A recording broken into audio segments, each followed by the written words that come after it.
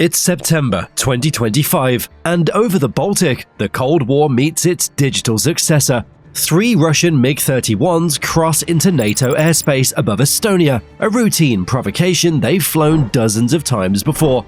But this time, something's different. The NATO fighters they expect never appear. Their radars show empty sky. Everything seems normal. Except it isn't. 2 Italian F-35s are already watching them. Unseen, unheard, Swedish Gripens are maneuvering into position. The Russians have no idea this is happening. By the time they realize, they will be humiliated. Their vaunted doctrine exposed as vulnerable. What happens next will prove a fundamental truth about modern air warfare. The fastest jet means nothing if you're fighting blind.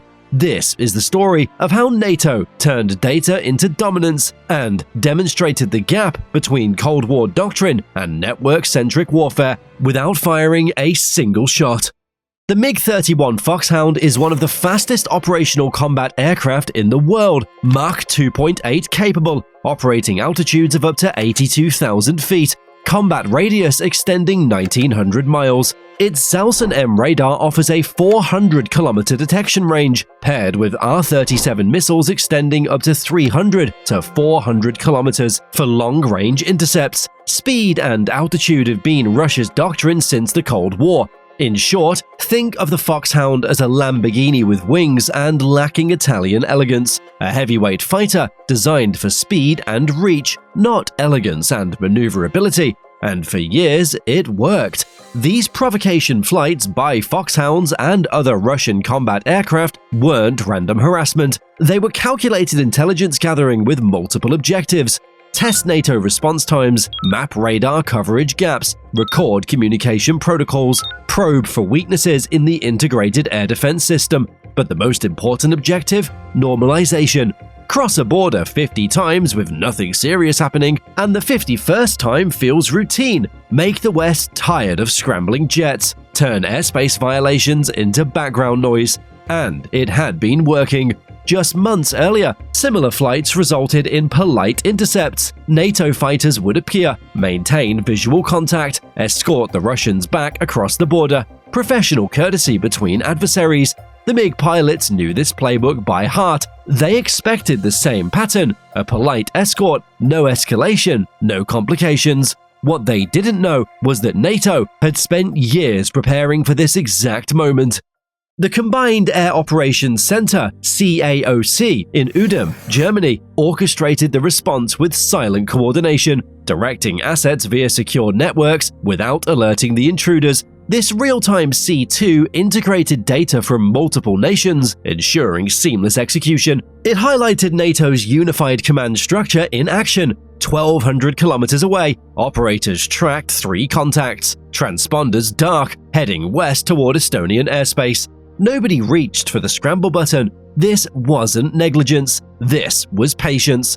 NATO had fundamentally shifted from reactive air policing to network-centric warfare, where data, stealth, and coordination decide the battle before engagement becomes necessary. NATO's E-3A AWACS from Geilenkirchen, Germany, provided overwatch during the incursion, feeding real-time data to the CAOC for coordinated response. Additional ISR came from US RQ-4 Global Hawk drones operating over the Baltic Sea, enhancing situational awareness with high-altitude surveillance. Satellite SIG-INT from NATO's Alliance Ground Surveillance System further supported operations by mapping Russian emissions. 2 Italian F-35 Lightning IIs launched from Amari Air Base. No radio calls, no radar emissions the Russians could detect, just invisible sensors gathering intelligence. The violation occurred near Vainloo Island, just 28 kilometers from the Russian border in the Gulf of Finland, a common hotspot for such provocations. NATO's quick reaction alert rotations at Amari Air Base in Estonia and Šiauliai in Lithuania enabled rapid response times. This geography underscores the Baltic states' vulnerability and NATO's forward presence. The MiG pilots crossed into Estonian airspace. They flew deeper, expecting NATO fighters to appear any second. Their threat displays showed nothing. But those F-35s were already there, using their AN/APG-81 AESA radars, low probability of intercept technology. The F-35's AN/APG-81 AESA radar, combined with DAS and EOTS sensors, enables low observable tracking without revealing position, designed to see without being seen. Every radar pulse from the MiGs, every radio frequency, every electronic signature, all being recorded in real time. This is where modern warfare fundamentally differs from the past. Every radar system has a unique signature, specific frequencies, pulse patterns, scanning behaviors. Once NATO records these signatures, they know exactly which frequencies to jam, which false targets the system will believe, and which electronic countermeasures will be most effective. This intelligence doesn't just help in this one encounter, it goes into NATO's electronic warfare database. Every future operation against MiG-31s anywhere in the world benefits from what's being collected right now. The Russian pilots thought they were alone in the sky. They were surrounded. Two Swedish JAS-39 Gripen ES launched from their combat air patrol stations. Their radars were completely off, dark and silent. This is the revolution most people miss. The Gripens were operating using sensor data from aircraft the Russians couldn't detect. Link 16 is a secure, jam-resistant data link that allows military aircraft to share their tactical picture in near real time. The F-35s fed everything they saw directly to the Gripens: target positions, threat data, real-time updates. The Swedish pilots saw exactly what the F-35 saw, without emitting a single electron that could give them away. The Gripen E's Skyward GIRST and Arexis EW suite allow passive detection and jamming, giving NATO the first sea advantage. This combination of stealth sensors and network data sharing represents the core of modern air operations. Think about how this would have played out even 20 years ago. NATO fighters would have scrambled, turning on their radars, made themselves visible the moment they started searching for targets. The Russians would have seen them coming from 100 kilometers away. Now, the Gripens were getting into position, using data the enemy would never see coming. Using that shared picture, they maneuvered into positions. They loaded targeting data for their Meteor missiles. The Meteor isn't a normal air-to-air missile. The Meteor's ramjet propulsion sustains Mach 4 speeds over 200 kilometers, creating a massive no-escape zone, where targets receive minimal warning until the endgame. This allows locks without early radar spikes, as the missile's energy doesn't decay like traditional rockets. In this scenario, it amplified the demonstration by maintaining tactical options until retreat became the only choice. The Gripens achieved missile lock on all three MiG-31s, from beyond visual range, using data from stealth aircraft the Russians couldn't detect. Under NATO's rules of engagement for air policing, pilots must achieve visual identification before any escalation, adding tension as interceptors closed in without immediate firing. This aligns with the mission's de-escalation protocols, emphasizing identification and escort over aggression. The operation followed strict guidelines to avoid unnecessary conflict while demonstrating resolve. With positions secured, the response escalated. In this demonstration of capabilities, the Gripens could unleash a coordinated electronic warfare assault. The Gripens' Arexis pods employed digital radio frequency memory (DRFM) jamming to inject false targets into the MiG's radar, overwhelming its legacy systems. This included spectrum management to disrupt specific frequencies, rendering the Zaslon-M ineffective against adaptive waveforms. NATO's EW tactics focused on denial and deception, exploiting the MiG's outdated ECM vulnerabilities. In such a scenario, the MiG's pilot radar screens would erupt with false targets. Threat warning systems would scream contradictory alerts from every direction. Radio communications would dissolve into static. Each aircraft would be isolated, unable to see clearly, unable to communicate effectively, unable to coordinate. Inside those cockpits, disorientation.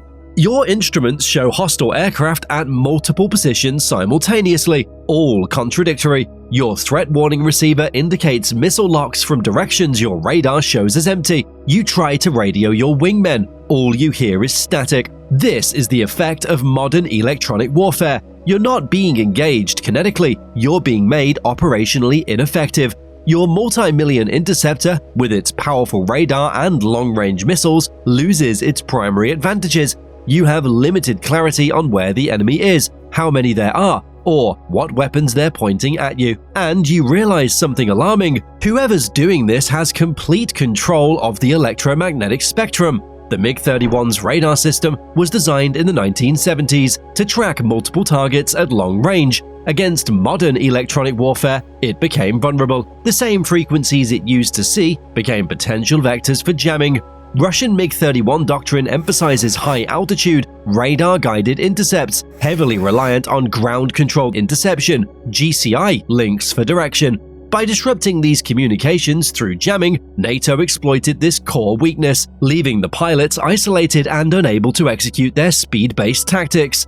This contrast revealed the gap between Soviet-era reliance on centralized control and distributed network operations. Legacy Soviet-era systems were built with powerful transmitters and sensitive receivers to see further and track more targets. But in the electromagnetic spectrum, being loud makes you vulnerable. Modern Western systems are built differently. Lower probability of intercept, frequency hopping, adaptive waveforms, designed to operate in contested electromagnetic environments from day one. The MiG-31s were bringing 1970s technology to a 2025 operational environment.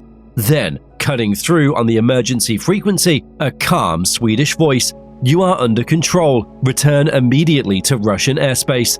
Inside the MiG cockpits, initial confusion gave way to denial, then concern, as systems showed disruption and isolation set in, leading to radio silence during retreat. This contrasted sharply with NATO's calm radio discipline, underscoring doctrinal differences in composure under pressure. The psychological impact likely lingered, informing future calculations. 3 aircraft that entered, expecting a routine escort, now turned east. No coordination, no defiance, just retreat. NATO fighters escorted them to the border, but never revealed the full extent of their capabilities, never showed themselves, never fired. They simply demonstrated they could have controlled the situation at any moment. The entire encounter was recorded, every radar emission, every communication attempt, every response pattern. A complete intelligence package on the MiG-31's electronic signatures now sits in NATO databases. The collected ELINT and ESM data from the MiG's emissions was fed into NATO Electronic Warfare Database, informing future mission planning and countermeasures. This intelligence payoff extends beyond the incident, enhancing alliance-wide defenses against similar threats. It represents a strategic advantage in the long game of deterrence. This wasn't just 3 escorted aircraft, this was validation of everything NATO had invested in. Stealth aircraft as invisible sensor platforms, data sharing for network targeting, electronic warfare for spectrum control, all synchronized through secure networks. The F-35s operated exactly as intended. The Gripens proved that 4th-generation fighters, when properly networked, can engage threats they never directly detect. The coordination between Italian, Swedish, and NATO command structures worked seamlessly. The message to Moscow was clear: we see you before you see us. We can target you before you know we're there, and we control the electromagnetic spectrum you depend on. For Russia, this was a strategic setback. Those MiG-31s flew home, carrying evidence that their premier interceptor systems face significant vulnerabilities against modern electronic warfare. The Cold War doctrine they still rely on, speed, altitude, powerful radars, just proved insufficient against adversaries who operate in the electromagnetic spectrum first. Estonia invoked NATO Article 4 consultations. The North Atlantic Council met to address what Estonia called an unprecedentedly brazen violation. But the diplomatic response was secondary. The operational message was everything. NATO controls Baltic airspace, not through superior numbers or firepower, but through information dominance so complete that traditional metrics became less relevant. For the Baltic states, Estonia, Latvia, Lithuania, this was operational reassurance. NATO's commitment to their defense isn't political rhetoric, it's demonstrated capability. Any future incursion faces the same networked response. This wasn't just an airspace violation, it was a contrast in operational approaches. Russia operated by established doctrine, speed, altitude, radar-guided intercepts, relying on centralized control. NATO replied with something fundamentally different. Not faster jets, not more missiles, but a level of integration and information dominance that made traditional metrics insufficient.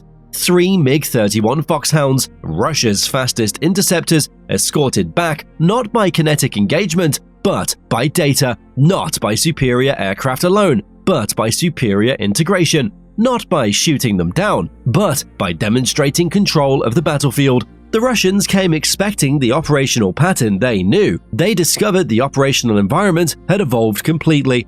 Doctrines built for yesterday's conflicts face significant challenges in today's network-centric reality. Hey, before you go, the YouTube algorithm thinks you're going to like this video next, so why not check it out?